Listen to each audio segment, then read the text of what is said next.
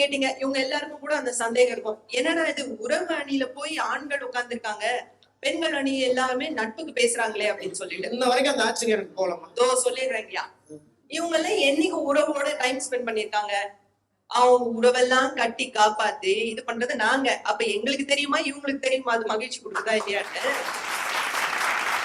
இவங்க வேலை என்ன தெரியுமா? 2 வேலைதான். ஒண்ணு லீவ் விட்டோடனே பொண்டாட்டி பிள்ளைய ஊருக்கு அனுப்பிச்சு விட்டு என் பொண்டாட்டி ஊருக்கு போயிட்டா அப்படின்னு ஃப்ரெண்டோட சொல்லிட்டு நம்ம சத்தம் உங்களுக்கு எல்லாம் கேக்குதா? எங்க மனசுக்குள்ளதானே கத்துவோம். நல்லாவே கேக்குதுங்கய்யா. 2வது ஊர்ல இருந்து உறவுக்காரங்க வந்தாங்கன்னா ரயில்வே ஸ்டேஷன்ல இருந்து கூட்டு வந்து வீட்டுல விட்டு 1/4 கிலோ கறியை வாங்கி கொடுத்துட்டு கவனிச்சுக்கோமா அப்படின்னு சொல்லிட்டு டாடா பை பை சொல்லிட்டு கிளம்பிடுவாங்க. அவ்வளவுதான், வேலை முடிஞ்சது.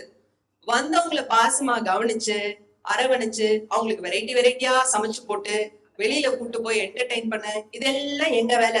இதுல எங்கெங்க மகிழ்ச்சி இருக்கு? இது மட்டும் இல்ல, இதெல்லாம் பார்த்துட்டு ஃபீட்பேக் ஃபார்ம் ஃபில் பண்ணி மாமியாருக்கு அனுப்பிச்சு விட்டுருவாங்க. உடனே ராஜம்மா தான் நமக்கு அங்க இருந்து போன் பண்ணுவாங்க. என்ன நீ சித்தப்பாக்கு தேங்காய் சட்னி தான் வச்சியாமே, தக்காளி சட்னி வைக்கலையா, புதினா சட்னி வைக்கலையா? ஐயா ஜெயிலர் படம் பார்த்திருப்பீங்க. சூப்பர் ஸ்டாருக்கே புதினா சட்னி கிடைக்கல, எங்க சித்தப்பா புதினா சட்னி கிடைக்கலையான்னு நம்ம டார்ச்சர் பண்ணிட்டு இருக்காங்க.